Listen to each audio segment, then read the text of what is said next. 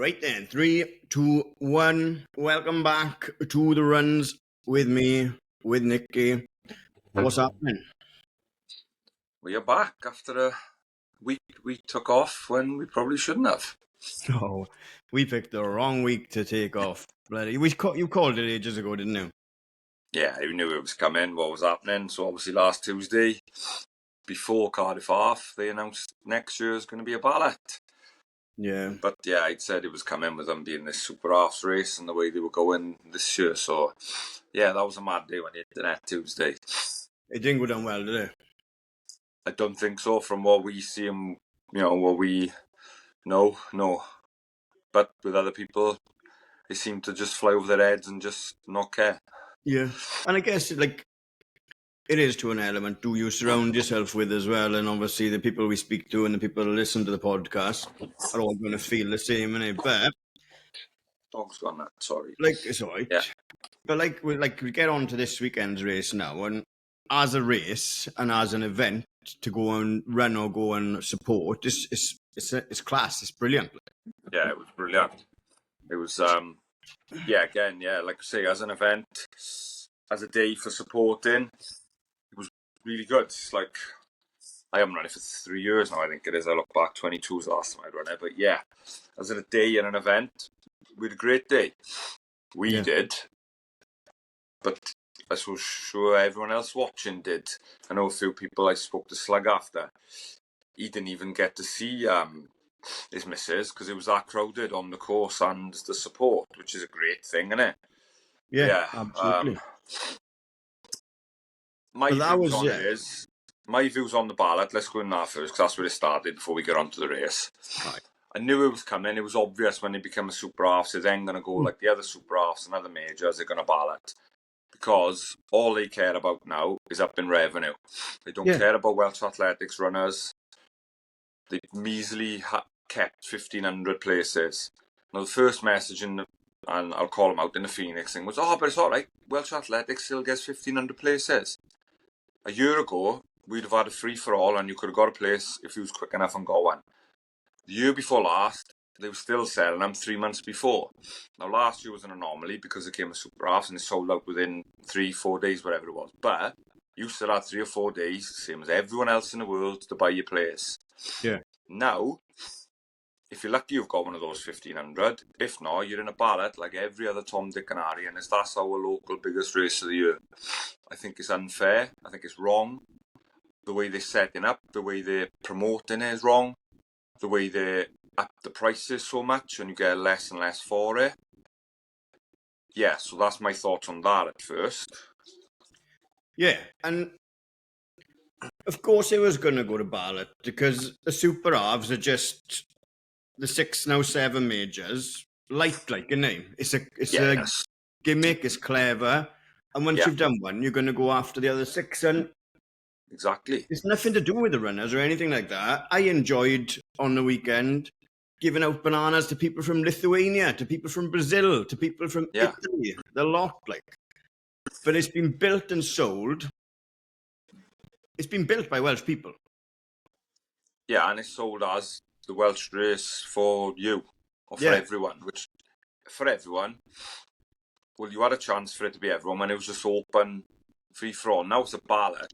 Like, I know my problems with ballots. I've done 4 years now of talking. If people want to call me out and say I'm just a got bad blood because I'm having no luck with ballots, then I understand people in London. They've had years and years of trying, and London changed from if you did it, I think it used to be 5 times in a row, you was guaranteed the next one and things like that, which made it more fair. But now they don't care about me, you, Tom, Dick, Harry. If you're the best runner in Wales, if you're the worst runner in Wales, they just up in prices, creating higher demand by making it a ballot.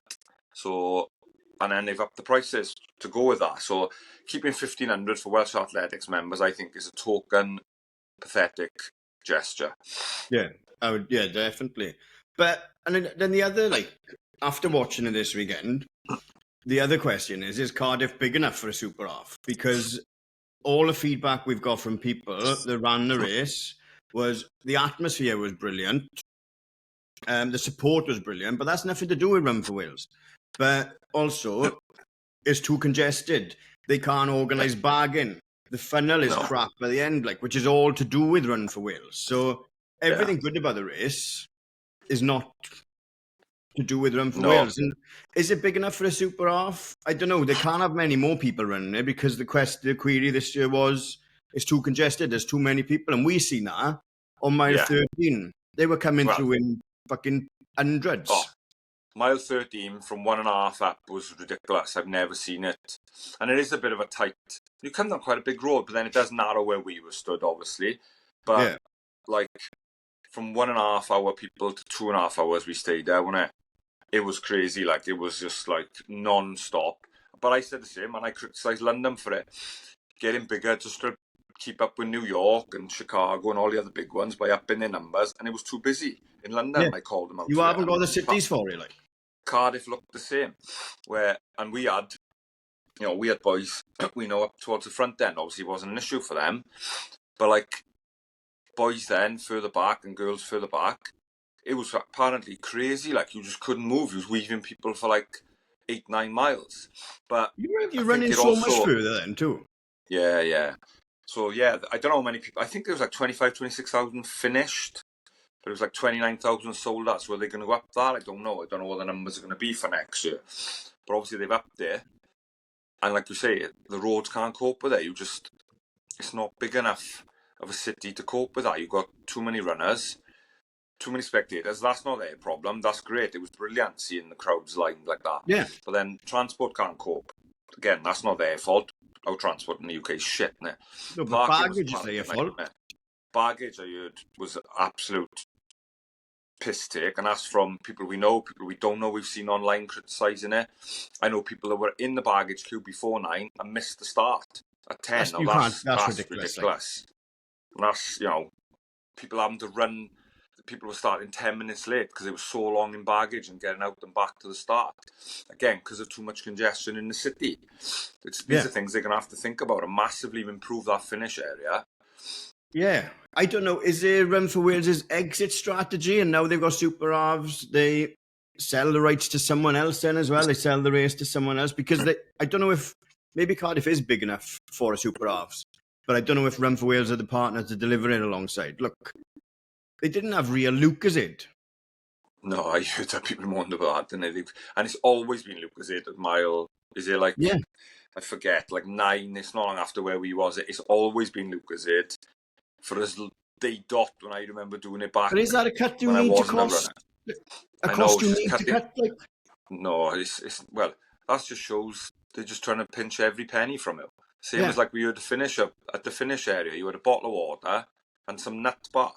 Thank you. I was going to nut allergy. If you if you've got nut allergies, but if you're lucky, you had one of our 150 bananas, Yeah, exactly. But and then I had a blast, and that was always a plan for us to go down dressed as bananas and give out bananas to our friends and other people running because it's become a running joke since the year I didn't get bananas down there. Yeah. But if we had imagine finishing 13.1 miles, having a nut allergy and being offered a water and a nut bar. You're fucked. Yeah, like Ben Cure did. But imagine he was too compass mentos, he didn't even look at it. Yeah, that's the last thing you want on your hands, isn't it? Yeah, exactly. But no, we would have probably lost our shit even more last Tuesday when it happened because obviously it blew up. Yeah, I'm glad we've had a little break, Yeah. I mean, obviously you can kick off in the spur of the moment, but that is my honest thoughts on it. I didn't enter this year, partly because I was doing Snowden, but partly because I was getting fed up with their price rise and how little you were getting for it. But don't get me wrong, they're not the only race to put up. Every other race. And councils have got a big part to play. Councils are probably everyone is cashing in at the moment, isn't they? Yeah. But to go from, I remember we was talking to Jane Bismeyer and Caris for me.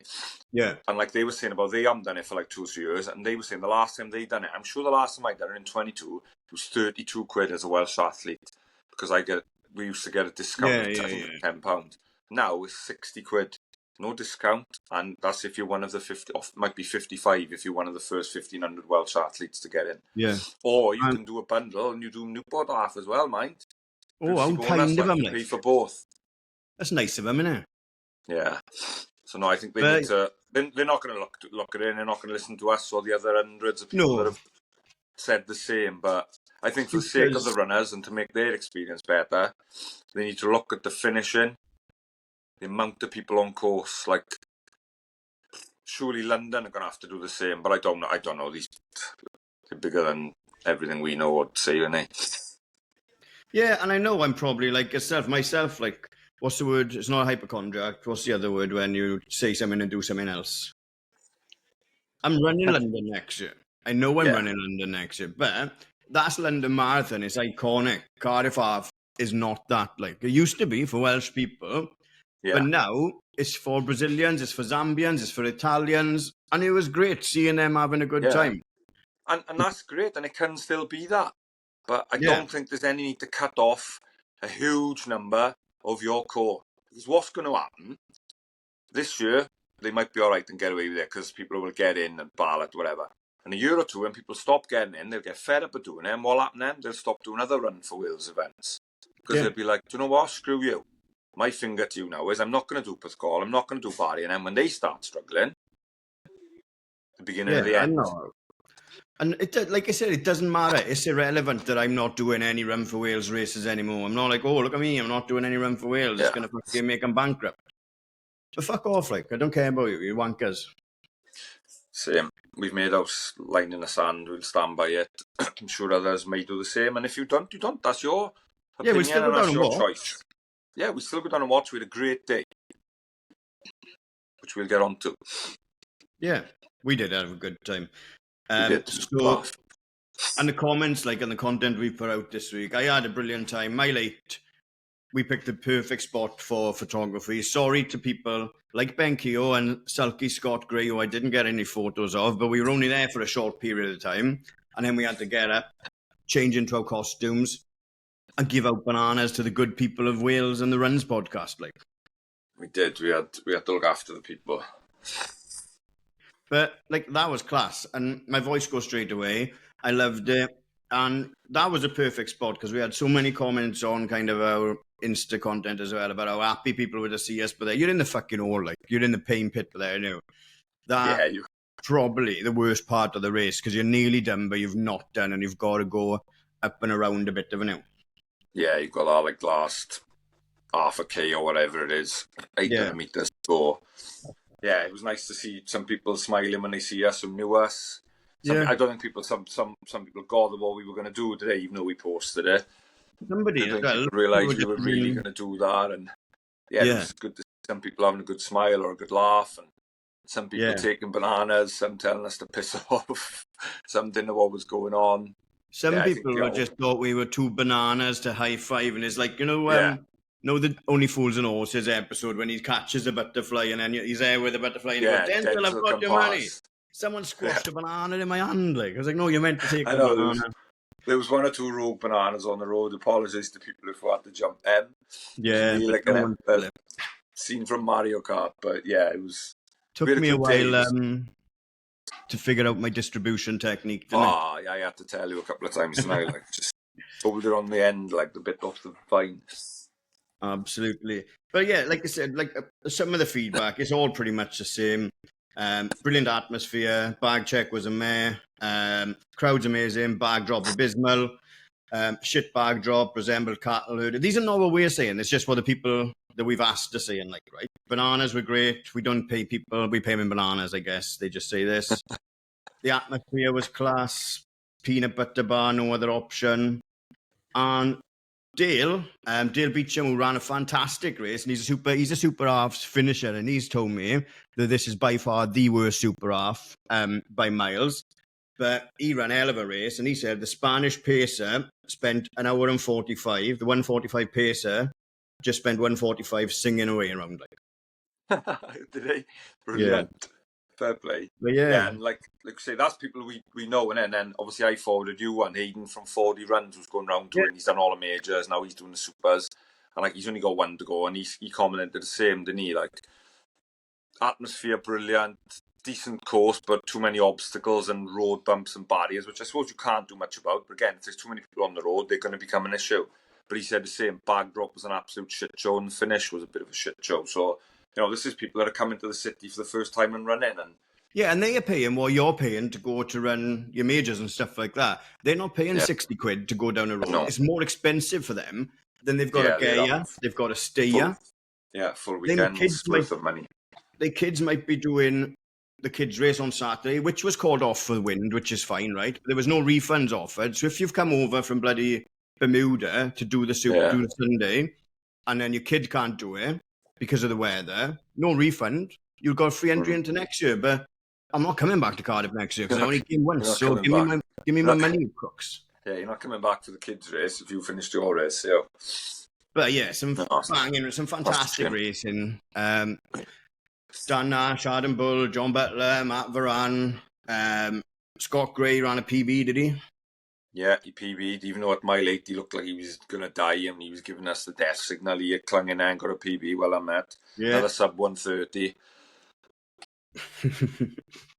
Benki will go round, and I tell you what, his ankle is like my back. It's massive. Like. So fair play. But Ken was running for a good cause. I think if he was running for any other cause, he would have pulled the plug. But again, it's a cause that was important to him, so he got around and he raised his target. So fantastic. Good running, Ken. But yeah, like I said, great race, great atmosphere. It's hard for those runners to have a bad day, once that gun goes. Yeah, unless you had like the issues with like I can imagine I seen Cam Beelan and he ended up 10 minutes late and he said he was just in panic mode then trying to catch up for 10k and blew his race. He's blowing hard then. Yeah, but he said like it was what it was, isn't it? But I'd be fuming with that. But it is what it is. But it's also 60 quid a pop, like, so it shouldn't be what it is. No. But no. As in the racing, some real good racing up front. When we seen the leaders when they come through at mile 8, they were absolutely flying. I watched the highlights again last night, and to watch them on TV, they look even quicker. But that was class to watch, and then seeing everyone else come through there, and then, like I say, we managed to whiz around to 13 and caught a couple of we just missed Ali Jenks to me, and he was like 70. So I think we got there about 70, 72. He's gone hench, He must have got 0% body fat, and he's gone hench. 4 weeks from New York. I'm sure he's going to have a blast out there. Yeah, absolutely. We've seen some great racing there. People flying through them from I'd say 70, 72 minutes all the way till about 2:15, 2.5 hours, and a lot of people crying, a lot of people in pain at the point we see them, a lot of people loving life. Jack Reddy, first banana through in 1:14. Yeah. Boys on fire. I reckon he threw it. He reckons I reckon he threw it. Yeah, he didn't have it in his finish photo. Yeah, didn't have it in his photo. And I don't think you stop and tweet a banana when you're on for that time. No, Jack was done us. He was supposed to have a few finish photos. We had some cracking finish photos with people with them. So Ben Peaver with the gun. Dan from Rapt with the gun. A couple of the boys had it in their mouth. But yeah, just to close on Cardiff Half, all the good things were coming from the Welsh people on the weekend, the majority of it, the crowds, the runners, but that's being taken away a bit now, isn't it? Great race, great atmosphere. Fuck all to do with Run for Wales. Yeah, they just put it on. Yeah. Badly. Exactly. Right, that's enough. And that's it now. I'm done with them. Run for Wales, influencers, runfluencers. I'm just binning them all off. I'm focusing on the positives now. Yeah. We're running community in Wales. We're working on the website. We're going to get all the races up on there as soon as we can as well. But I did not anticipate how many races there are in Wales, so it's going to take me a minute. But I'm done. We've made a good start. There's a few races up there now. People to start looking at, and we'll keep adding to it. And like I say, keep chucking them into us. Ones that we don't know, so we can add. Yeah, absolutely. And that's everything that's going on. I'd done a nice session last week with Rodri Long. I was off work. He texted me. It was 9 o'clock in the morning. He was like, I might go for a run. Do you want to come? I said, I can do 2 o'clock. I thought, 9 o'clock now. He wants to go for a run. No chance he's going to do it. He's like, yeah, that's perfect. I was like, no. But we done it down the track in Neath, and I wouldn't have done that session. And even when I got round to doing that session, I wouldn't have hit the paces and stuff like that. So it was nice to do it with Rod, off the back of Ironman, off the back of a week in Nice around France as well. So I didn't mind dragging him down to my pace for that either. But yeah, enjoyed. They're weird little one sessions, aren't they? But because you're working in little tiny blocks, they go a bit faster, don't they? Yeah, you've got to just, you probably find it more you do now, just focus on that rep you're in at the time. That's the same as you do in a race then. Focus, and it's an old cliche, and sometimes it's hard to like shrink it down to just work in the mile or the K or the 5K you're in.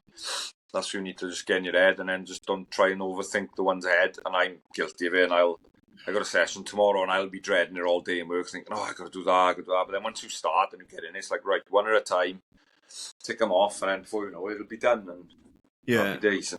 Yeah, because what are we from London now? 6 months, is it? It's not 5 long. months, and I've just gone over. Yeah, 6 months, 7 months. Yeah.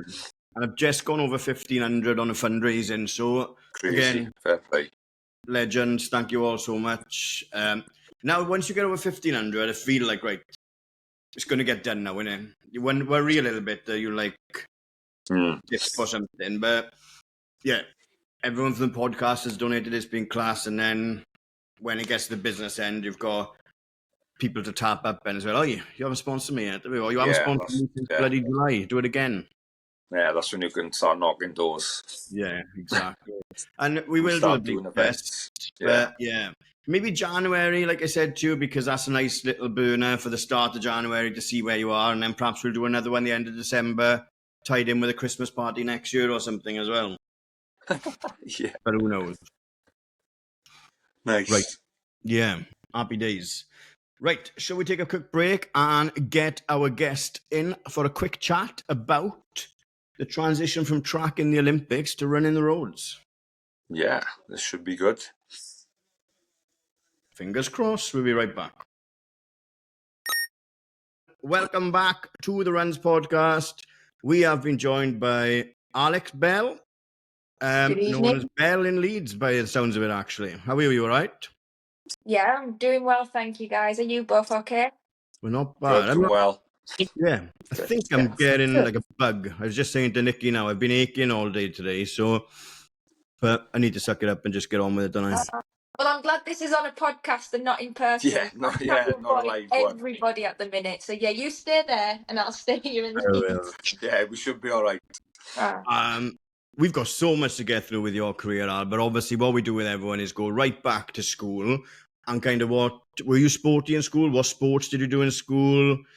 Did it affect your education? No, I was definitely a sporty kid. I think that comes from my dad being a PE teacher. Not that it was forced on me, but it was just very welcome, very encouraged. I was an only child as well, and I believe that's another reason why I was sort of like guided into sports, to be mixing so many different people for many different backgrounds, and to never be lonely, I suppose. There was always something going on or a team to be had. But running really was like the latter part of like childhood. I was doing dance. I danced most of my career, football, all the school sports as well, and then introduced to cross country in high school, not knowing what it was. And then later on down the line, when I left university, that's when I really taken running like seriously and obviously professionally as well. So I was a late bloomer in the world of running.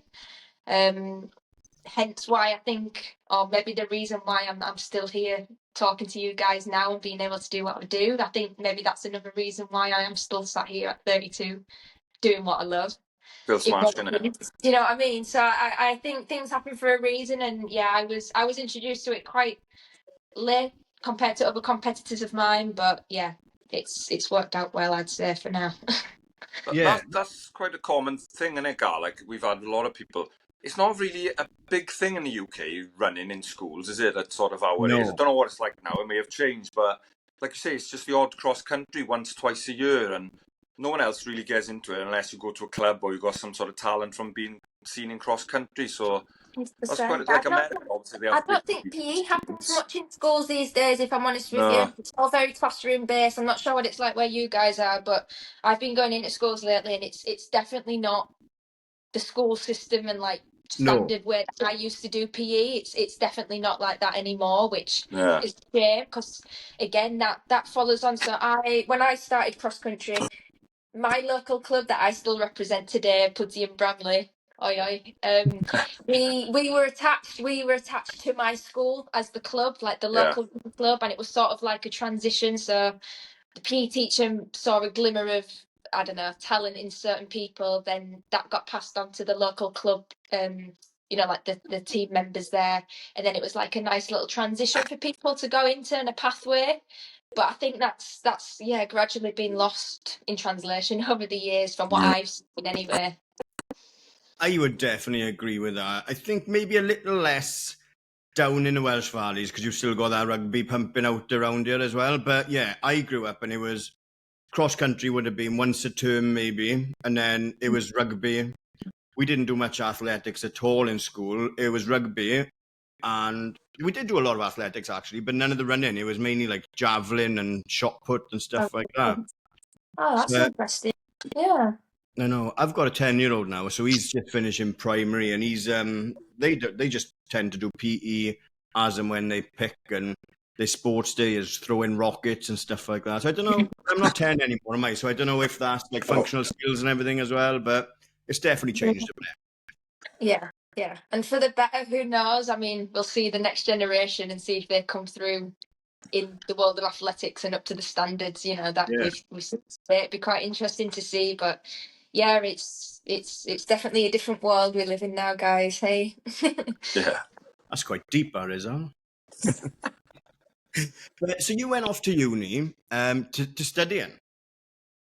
Yeah, I mean, I stayed in Leeds, to be fair. I didn't travel far. I went to Leeds Beckett. I did human geography at sixth form. I didn't do anything sport related whatsoever. If anything, I hated. There was a phase of my life where I just preferred to go out, and not even a funny story. It's probably quite annoying, and your athletes looking up to me, please don't do this. This is my experience. But there was a time in my life where I would prioritise getting fake ID to go out than to go to. Do you know what I mean? Like, I remember a competition vividly. My mum and dad were absolutely fuming. We travelled the length and breadth of the country to a competition.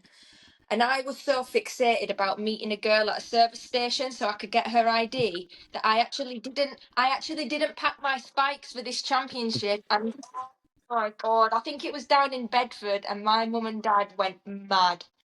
I double lost because, one, I didn't have my shoes, and secondly, they obviously didn't allow me to go out, and they knew all the story all along. So you learn from your mistakes, and So growing up at that age, just before uni, on the cusp of going to uni, it wasn't a priority running for me whatsoever. I was pretty good at it. I was doing things half-heartedly, like naturally, but I never ever pushed and committed myself full time.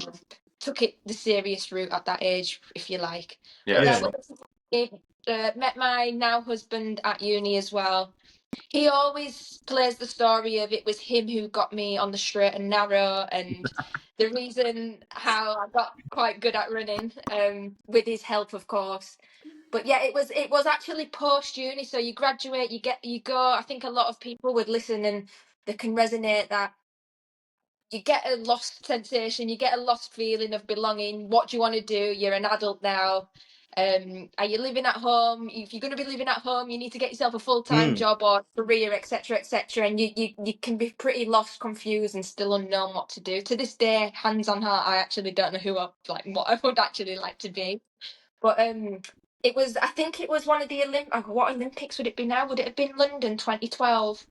It was either the World Champs or the Olympics, and I remember seeing some athletes who I actually competed with as a younger age at the English schools at these championships. And I remember thinking that was like the light bulb moment of like, well, these guys have been doing this wholeheartedly, fully committed, and they've made these teams. They're on the TV, they're making a living, they're making a career. And it was like a trigger moment of like, well, if I was doing that back then, running with them and getting medals half-heartedly, then what could you possibly do if you committed to it?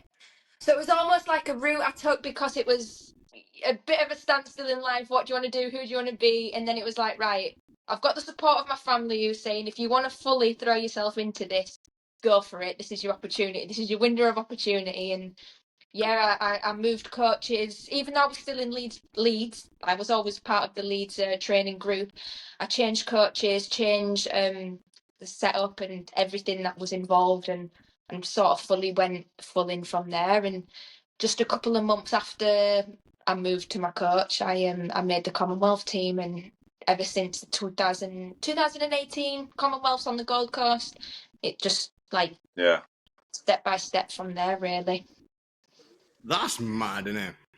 Yeah. Like you're not quite sure what you want to do, so do you know what? I'm just going to be a pro athlete. Not really. I didn't turn pro straight away, guys. I was still working.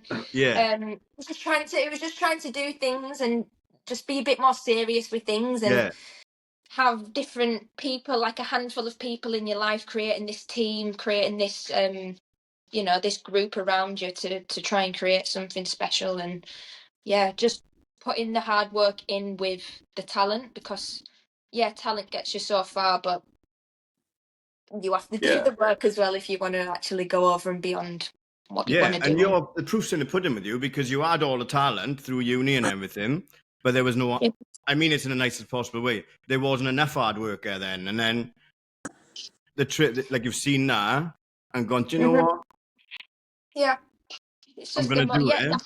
Exactly. You have to see these things sometimes to believe, do you know what I mean? And unless something's on the screen in front of you or presented in your face, it's like, what should we do? Who should we be? And it was a great thing to see. So shout out to all the guys who I competed with younger, and then now officially making teams and standing on start lines with. Yeah. Oh, bloody hell. That's mad. It's like we're going to ask you at the end, obviously, who would play you in a movie of your life. I already want to see that movie now, because the start is it's like 8 Mile, isn't it? But for running. That's a little bit. A little bit.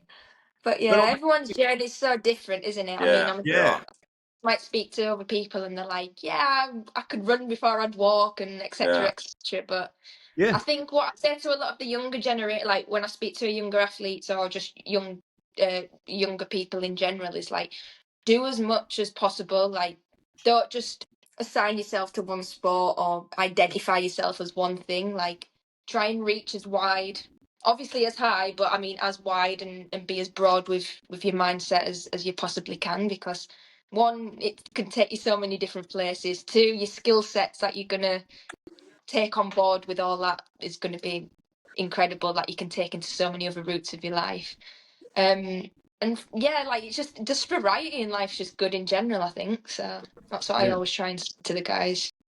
Because you've done that jumping, so after uni, suddenly you're spinning a lot of plates, and if you're working, you're chasing the running dream, you're still with your now husband as well, you've got family, and your life's a lot different. That's a massive culture shock from the one you had in university as well. So was that hard to navigate at first as well, Al?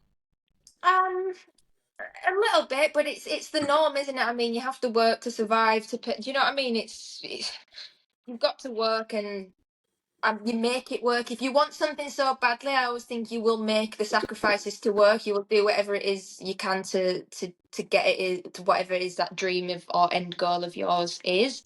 Don't get me wrong, I loved work. I worked for a famous brand, sports brand, and I absolutely loved what I did, to be fair to you, and I think that makes a massive difference in your working day life if you love what you do. For anyone, isn't it, in general? For anybody's sport or whatever it is, like, you're spending so much time doing something, why would you waste a single second wasting it on something that you don't take pleasure or enjoyment or satisfaction out of? Life's too short. And like, that was my decision with the track. That was the reason why I had to close that chapter with the track running last year.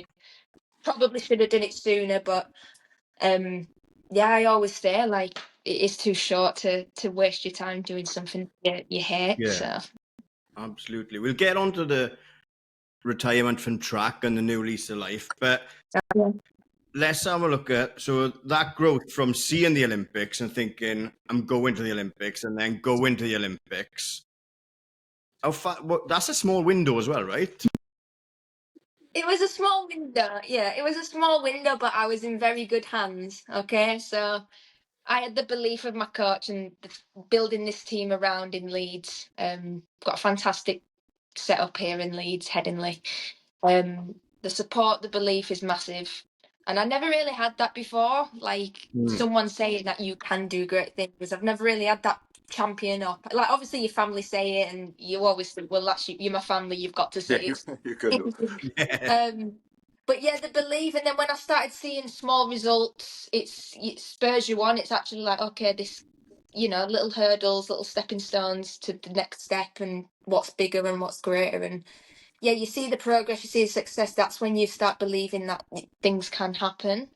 And I just think, yeah, the massive thing for me was a mindset change as well. I worked with a psychologist. I've touched on it before a few times, but the value of that is ridiculous, honestly. Like I've said it many times that you get to a level in sport, and especially with running, athletics, 800 specifically, there's not much difference in sessions that a lot of the guys or the pros are doing. There's only so many ways you can skin a cat in the world of athletics.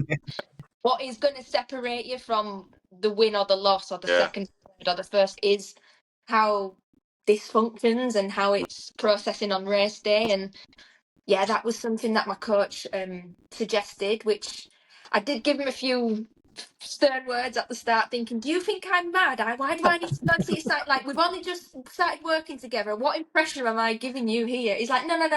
Sports specific. Like, don't worry. I don't want you going getting checked out in that way. It's we need to try to sort this out in terms of like race mode, race zone. Love decompartmentalizing things. That's one thing I've learned and got really, really good at, and using it in different parts of my life now. But yeah, it's so invaluable. And anybody who's thinking about it or has skeptical ideas about sport psychology and that element of life is just try it and give it some time, because it gave me so much. Like that Tokyo Olympics, it gave me so much.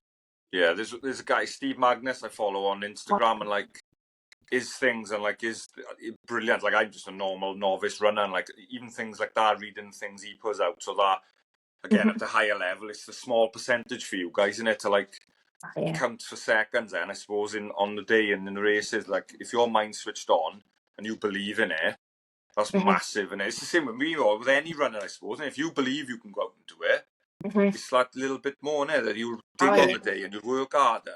Yeah, but you can't just do it there and then on the spot. This is something I've learned, that you can't just turn on the start line and think, what did that book say? What did that say? Like, do you know what I mean? It can't just be like a last minute, right? Let me read this affirmation. Yeah, let me just come up with some mad quote. It has to be something that you practice day in, day out religiously, and nobody has to know. It's that's part of you. You take yourself off, and that's your time, your space. Yeah. Give it a go. If anybody's thinking about it or skeptical about it, please just give it a few sessions, because it's worth gold. Honestly, it really is. Yeah, because like like the race process for you then. So when do you switch from, and I mean this is the nicest possible way as well, Al, this box of frogs to an 800-meter runner? Like, is it a build up and you've got little rituals along the way, or is it like a longer process where I'm racing this week, let's get in the zone now? I suppose for me it depends on my training block, and I always look at it from the training block perspective. So obviously a championship is completely different. The trials, I'd approach that completely different. I wouldn't necessarily say I'm the best example or the best person to talk to from running at the British trials, because every year's been a shock. Like, do you know what I mean? I've never really executed my race plan the way I should. Not necessarily the mental side, but I mean, if you look at results, I've never necessarily got the result I wanted at the championship. But I suppose I approach the races differently, and I suppose it's not just the last week. I suppose 10 days or so, that's when I'm really like starting to focus. Switch But into something race you mode. do every day. Do you know what I mean? It's something I do most days. You do it every day. You do it. You're conscious of things, whether it's getting your nap and sleep recovery, because everything has a knock-on effect to the next day or to the next, and then days add up, build up to the event. So you learn to do it unconsciously, like throughout your day. even just now, hydration constantly. Even like you sneezing, like saying about your tickly throat, like Yeah. you're constantly aware of like what's going to better you the next day or what's going to make you the better athlete for that event on the lead up to whatever it is. Yeah, absolutely. So talk the Olympics, obviously, and that was a stacked field as well. But what was that entire experience like for you? Was there everything you thought it was going to be? It was a weird one for you, wasn't it, with the way it played out? Obviously, the delay, and then obviously I nobody know. being there. That must have been But do you hard. know what? Regardless of, I always say I would not have changed a single No. thing. Oh, no, there's nothing you could do about it, is it? It was what No, it was. There was that still gold whole roller medals on offer, coaster. and it was still an Olympics. I know. It worked out the best possible way for me. All my life, I've like, even though I said to you, I never really took it seriously. A dream as a girl, like, Yeah. was to become an Olympian. I watched Kelly Holmes, loved her, wanted to be her. Never obviously thought it was that possible until later on in my career to become an Olympian. And then to just go through the rounds, no pressure, no one. My mentality was, well, last week I wasn't even on this Come in, team. yeah. So I'm going to live this experience to the best, like, as if it's like the last ever day I'm alive, basically. And got through all the rounds back to back. The times were so quick. Like, I was in such a, the shape I was in that year was ridiculous. I knew what I was capable of. Didn't know if I was going to do, that time. That was incredible. I never thought I'd ever get to see 157, but I did. So it just showed you never to ever limit yourself and never expect, like, do you know what I mean? It's just one of them. It was mind blowing. Everyone goes, oh, what was it like? Because it was COVID, there was no crowds, couldn't leave the hotel, this and that. But I didn't know any different. When you're actually racing, you're so zoned in of what you're doing. Whether or not the crowd was there or not, it didn't matter. But the stadium was stunning. Like, the Japanese really took care of everybody. It was very thorough, brilliant championship. I just look back and I just think happy times, like great times. Yeah. I'm so proud, like, being an Olympian, like, say. Proud, yeah. And there's a picture as well, like, where the final's over and, like, I'm just flat out on the track and it just, all the crap over the years and Yeah. you're too old, you're not fast enough, you'll never make it to the top. Like, it was just, it was like a mixture of just crap and great and sad and anger and just all that emotion that you could possibly think of, just like flat out done it. Emptied Shut it, up, yeah. everybody. Did what you said I couldn't. F you. Release. It was just a whole like release of everything, and it was just like we've done it. And that was my like, wow, done what I thought we could never do, and what other people thought you could never do. And it's a great feeling, to be fair. I actually quite thrive. I do thrive off people saying you can't do something. Yeah, you or can't do something, saying, I love that. I actually, in a weird, sick way, I actually do love that, and I do.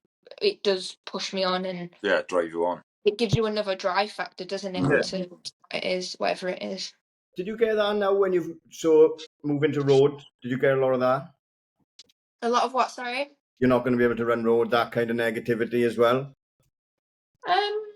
Not to my face. No one's ever said that to me. From the mic have done behind my ear. I don't know. I think I laid down a quite quick 10K the other week, and I think that sort of made people think, she's actually quite serious now. Maybe my 31. Messing about messing about with sometimes that I weren't really happy with over the 10, and I really think like was it 2 weeks ago now at London Vitality that 10K really showcased like, okay, she's doing this for about 6 or 7 months. Where's this going, sort of thing? Do you know what I mean? Which, I don't, no one said it to my face, but we'll just see what the future holds with this. See where we go. But even if it did, I wouldn't care. I'd still do it anyway. I mean, like, I'm not doing it for anything other than I need a change, and it's like self-satisfaction and a new goal, and I'm loving it. My feet are not loving it, but I'm loving the process, the new chapter, this new identity. Do you know what I mean? It's new, it's refreshing. And it's a challenge, not just for me, but for my coach as well. I think he's welcoming like a new challenge as well, and this is something new in his. Obviously, he's got experience with coaching road runners and marathon runners, and it's just a new, just a fresh outlook on life. I mean, So why the change then? So you said earlier that you should have probably finished track sooner. What kept you on the track, and what stopped you making a change? if I'm honest with you, probably tied into a contract. So you're a contracted Yeah. track athlete. So you're not going to there with 1 year on your contract be like, I don't want to do this anymore, because then it'll be like, right, see ya. So in a way, that respect. Another one, I just feel like I'd actually like oozed and squeezed everything I possibly could out of the 800. My body was getting tired. My body was breaking down more often than before. It wasn't fun, like having to ice and injections and the endless list and losing that momentum. I think I lost a lot of momentum, and it's just stop start. I could never get a full on block and show the potential of what I possibly could. I would have loved, don't get me wrong, I would have loved to have pushed on after Tokyo. The first thing I said when I came back from Tokyo was, how do we run low 157? How do we do this consistently? Like, that was always the driving factor of keep going, but the body obviously was working against me, and mentally as well. It was like, after when you've driven and you've drove so hard for being an Olympian, it sort of felt like I never had that next goal. I never had that next goal that was ingrained all my life, and I found that very difficult to try and find your get up and go in the morning again, and what am I doing, like your purpose again. So I think there was a few things. So obviously the mental side, identity side, the political side, I'm done with it. Like, unless you're in it, people from the other side of the screen really won't ever experience or know the ins and outs of what goes on or what's said, or like literally just the politics of it all. I'm just just done, guys. Just really done with it. We hear rumours of what it's like in British athletics and selection process. So yeah, I can imagine it's a very fraught and political, as you said. It's a headache. Yeah, it's a headache, a real headache. And I've been in a few legal situations, and you're on your own. Basically, you're literally on your own, and you're always against. It's a losing battle. But I'm not really allowed to speak too much on it. I have already been given a written warning. So seriously, and I do want to, like, hopefully one day be back in the team at some point and feel I am good enough to make teams on the roads. But I have actually been silenced and warned about speaking out and bringing the organisation into dispute and etc., which I think's a bit well. Don't get us in any trouble. Already Shame on me for speaking out and talking Speaking truth. your mind. You know what I mean? That's what it comes to. Then That's mad. that just tells you everything you need to It hear. does. Yeah. Very clear picture in my mind. So yes, slap on the hand, Alex Bell. God. You have, literally hit the road running, haven't you? Because we seen you down Boot Park, and I was like, in the week, I was like, we've got to get Alex Bell, and we've got to get Alex Bell. And then you were like next to me when I was getting a grenade bar, and I literally shit myself. I was like, oh my God, she's there. And then I asked you. Pizza, wasn't it? Huh? It was a pizza, wasn't it? Massive Yorkshire accent come out then. I was like, this is fine. Absolutely fine. And then obviously, you were stroking Sam and Mike's dog Bodie as well, and then that sealed the deal. But you're flying already. Like, what's the transition like from not running 800, training for the 800? This must be like an all new. Obviously, it is an all new world, but the sessions that you've got available to you now, when you just said what you had from the 800, plethora, what a word! But there's loads of it. It must be a whole new, massive world. It is. It's new. Everything from the recovery, nutrition, everything. I'm learning again. Like, yeah, you say professional athlete, but I am an amateur in this. You are? Yeah, now this stage. I'm back as an amateur, and I'm actually trying to learn and absorb so much from so many different people, and just trying to find not the answers, but just like everyone's options, and trying to take what's take all that information and try to use it to the best of my ability. But yeah, the sessions are so varied. There's no real structure at the moment. I quite like it. We have like set track days and tempo days and steadies, but we can really pick and choose. There's no real structure to it as such. There is always a plan. Obviously, there's always a plan. We're always working towards something, but it's quite nice not to have like track Tuesday. Do you know what I mean? It's really nice that you're able to mix it up like that. Something that's really new to me is the double day runs. I've never ever done that in my life, and crazy to think that I was like 30 miles probably max last year, and then I'm up to 85 this last week. Wow, which that's a hell of a difference. But crazy to think that obviously it's less intense on the ankles and the Achilles, etc. But mad to think that mileage we're doing now, touch wood everyone, that the body is actually thriving and embracing everything. It's fine. It's actually better for my body. My body actually feels worse these days for taking a rest.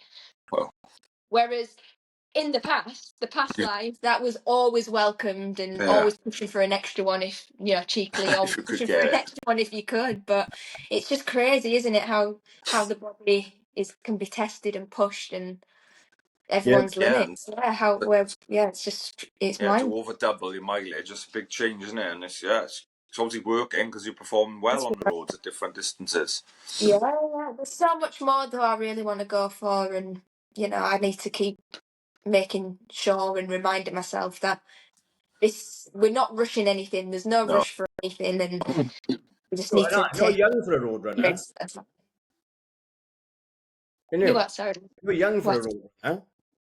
A road runner. You're young for a road runner. Coming into my prime, I'd say. Yeah, exactly. So what's the goals for the road, I guess? And because with track, you've got the Olympics, haven't you? That was your goal. Mm-hmm. But it's a bit different for the road, yeah. So the ultimate goal is to do a marathon. I can't come this far and not do a marathon. Do you know what I mean? Like 2 weeks' time, or just under 2 weeks' time, I'm doing a half marathon as my debut in Amsterdam.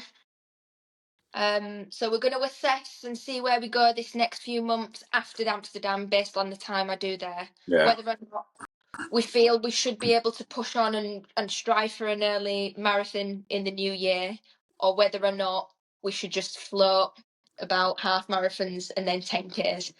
So a lot's going to ride on these next race that I do. But regardless of the outcome, I'm not sure. Like I keep saying, keep counting down to this race, and it's a massive race for me. This is literally my marathon debut in essence. Do you know what I mean? This is a massive race for me. But regardless of the outcome and what time that I actually do on that day, I'm just so proud of what we have achieved so far in terms of the training. Obviously the race inside of it and the 10K I did, all these indicators have been positive. So whatever happens in Amsterdam, good or bad, like that journey to get to that point, I'm just proud to be on that start line and say, look, I'm lining up for a blooming marathon. What's going on? Do you know what I mean? So yeah, the goal this side of the year is to complete that, smash that, and try and get that 10K and maybe 5K times chopped down. Like I want to chop them down even further, 100%. And then in the new year, we'll look to push on to more half marathons and then a marathon potentially summer or back end of next year. Nice. Exciting times. Obviously, you've got an incredible relationship with Mizuno as well. Is this part of the road journey, or were they involved in the track journey as well? This is all part from the road journey. So we closed one chapter, took a little bit of time away, had a discussion with my management. Obviously, coach was on board as well and said, right, look, this is what we want to do. Might stuck at it, might not. Yeah. But how many 800-meter girls even put themselves out there to say, go there, you know what I mean? Like, I think that's in itself, like, it's not often that happens. No. Some 800 girls, some 800-meter girls, it's like you're 400 to 800 and that's your limit, or you're 800, 1500, maybe 5. That's it. Close that chapter, done. But I just couldn't leave it alone. I just wanted something new. And then Mizuno, we put the story to Mizuno. They love the idea, they love the story, they love the storytelling of things anyway. And they're just like, we'll back this, we'll support this. Whatever your dreams and accomplishments wants to be, just to let you know we're on board and do you. Basically. Yeah, I can't shout from the rooftops enough the support and belief as well, and it's a big word that we've been talking about tonight, but the belief that they have in me and whatever I've said, they're like, okay, we trust what you say, and let's support and see where that goes. But you just feel it feels very unique, it feels very personalized to me, whereas I've worked with a few brands in the past on the professional side of things, and it's just like you're just another one. You're just another one, do you know what I mean? It's just another vest and another pair of shoes, and it's just, it's great, don't get me wrong, it's great, you feel wonderful, it's a dream come true, but when you get older and wiser, like me, you realise, like, it's a lot more, like, sport is a lot more than just that. It's the caring, it's the aftercare, it's the whole package, and yeah, it looks shiny and glamorous, other things, but this feels right, this feels a good fit for me. They're looking after me, they care for me, and they believe in me, and that's, I can't breathe. Obviously, it sounds like I am going on, but the support has been. I love Mizuno. Yeah, and that's a massive thing. And if they've, like say, if they've got a belief in it, it's more of a, I don't know, a personal sort of side to it, then that's huge, isn't it? It must be. It really is. It really is. Honestly, it feels different. It just feels different, and it feels right. So, good choice. Nice. Because last episode we had Hannah Irwin on as well, and she's Mizuno athlete as well. But again, you're backing up what she said. Her story is completely unique and completely different as well. But they waited for her to come back from injury to tell her story as well. And I mean, I was going to buy Pro Rebellions for London anyway, but I'm more inclined to do it now. I love them. Like, and I'm slow, right? And I always twist my ankles, but I cannot twist my ankle in Pro Rebellion. There we go. That's right. All the ones you can give tried. Honestly. I don't suppose you're a size 9, are you, Al? I might have a husband who is. Send them over. But no, I do love them. What? It'll be a long time till I come back down to Cardiff again. That was a bloody long drive, I tell you that. What a bit of a trek. It was a good night, wasn't it? Yeah, so apart glad from we went. The weather was bad. You got that. We say that it was uncomfortable at the time, but looking back now, it made it really when you think. Do you know what I mean? Like, it was memorable. It was. I loved it. It was. Yeah. Summer in Cardiff, raining. Who'd have thought? That was a really good event. It got a good. It is a good event. There. Got a good spot there. Absolutely. Right, before we take a quick break, I have got a question, one question I promised I would ask, and it's from Samantha, Bodhi's mother, the dog you met. Bodhi's mother. We wanted to know just how hard it's been to adjust your pacing instincts. Is it tough not to go off too quick after years of racing the 800, and what impact it's had on your rest and recovery? That's her question. Yeah. It's been hard to adjust. I had some very good fast twitch fibers, and I've had to learn. I've had to learn to just rein it in. Reconfigure everything, and I always still get off hard on my reps. Like, I'm always the first one out, and settle in, and I always manage to finish strong. And I think my form has remained the same. So, you can tell the angles I throw still is still very much track etiquette. Do you know what I mean? It's very track-esque, and I think that's going to play to my advantage as well later on down the line when, obviously I'm still going to get fatigued at some point, but I really feel like the efficiency that I'll be able to bring might be able to benefit in the long run. But I've learning to run a lot slower as well on your easier days. Like, if you want to run far, you can't run fast all the time. You have to give and take, and a recovery run's a recovery run for a reason. So I've had to learn a lot of things as I've gone. But it's a great change. Body's good, like I said. Welcome not having to do like a lot more gym. Like, I'm still in the gym, don't get me wrong, but like that's a nice element, but I don't have to commit too much more time to. Whereas before it was more powerful, explosive. I have to do this set, I have to do this. I'm a little less how can I say it? Yeah, same. I'm a little less anal about my gym. Do you know Yeah. what I mean? Like, Yeah. I do miss things like injury prevention. So all my little negatives that I've had in the past, all my little weaknesses, my Achilles, it's just little things, basically accessory things, which is quite nice. So that's been a big change, but like for the better for me in terms of the time element and the commitment element to that. Yeah, and the recovery wise, like I said before, like I'm a queen napper now. That's been huge for me. Making sure like you just act and respond to your body. I think your body is incredible in terms of like it gives you so many signs, it gives you so many like it tells you. Your body does speak to you, Yeah. and it's just literally about acting on that. And for me, I found the strength in napping.